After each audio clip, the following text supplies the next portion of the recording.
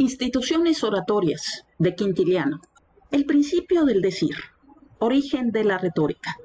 ¿Qué nos dice Quintiliano acerca del origen de la retórica? El principio del decir se debe a la naturaleza, el arte a la observación. Lo dice de la siguiente manera. No me detendré mucho en descubrir el origen de la retórica, porque ¿quién duda que el decir, que es el principio de ella, se lo inspiró al hombre la naturaleza? ¿Y que la utilidad fue causa de su estudio y aumento? ¿Que el ingenio y ejercicio le dieron su complemento? Ni hallo razón para que digan algunos que al hallarse los hombres en peligro de vida, hizo que procurasen hablar con más esmero para defenderse. Porque dado que este es un motivo razonable, sin embargo no es el primero. Mucho más cuando la acusación precede a la defensa.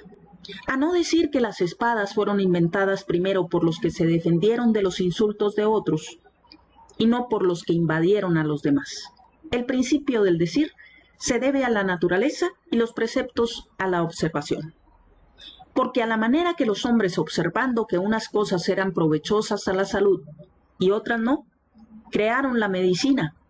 Así, viendo que había ciertas expresiones y maneras de decir que eran útiles y otras que no, aprovecharon las útiles y desecharon las demás, añadiendo otras después que hallaron por su ingenio. Estas se continuaron con el uso y cada cual enseñó lo que sabía.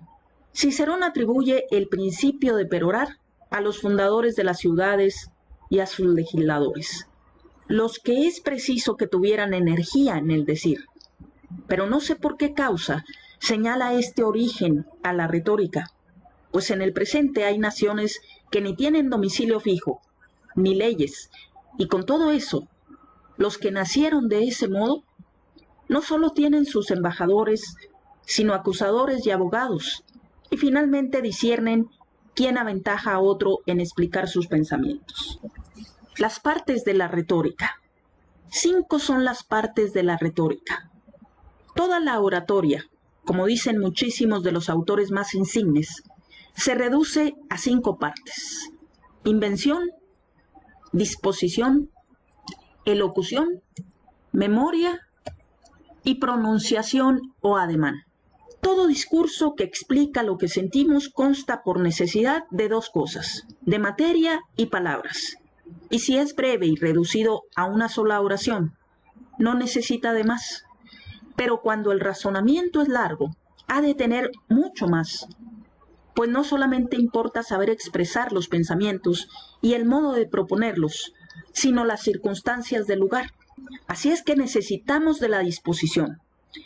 Pero no podemos decir cuánto pide el asunto, ni a su tiempo, sino ayudados de la memoria, por lo que ésta constituye la 4ª parte.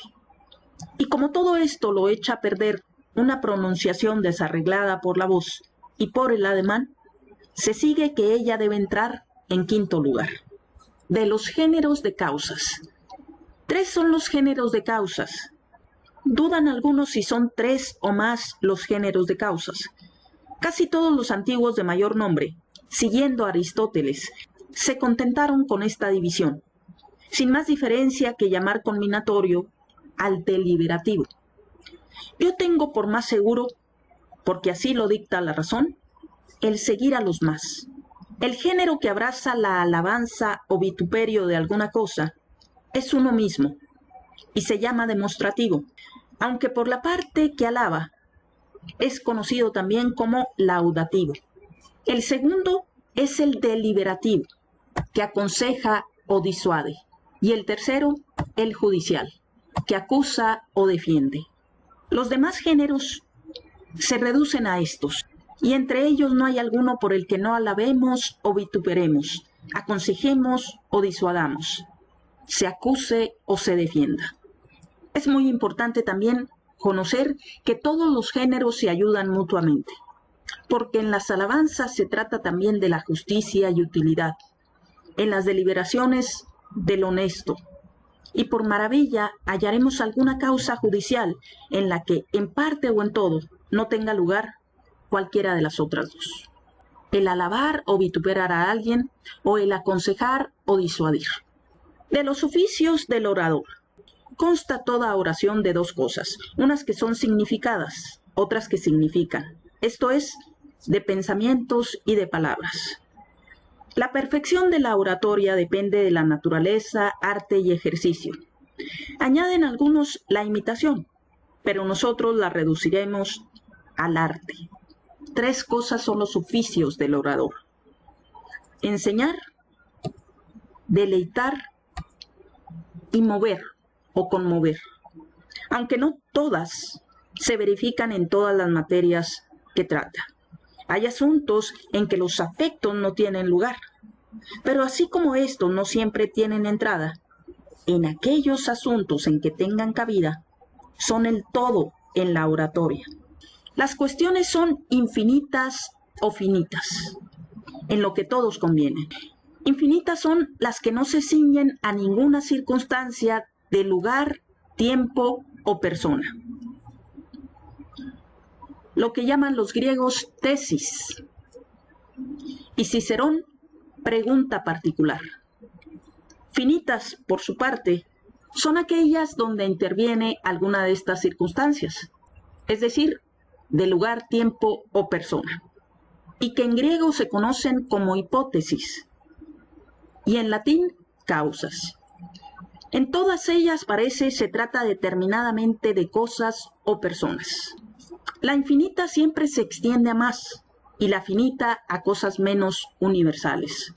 Por ejemplo, infinita será esta cuestión: si el hombre debe casarse, y será finita cuando se duda si conviene que Catón se case. A pesar de esta diferencia, en toda cuestión finita va incluida la general, como que es primera.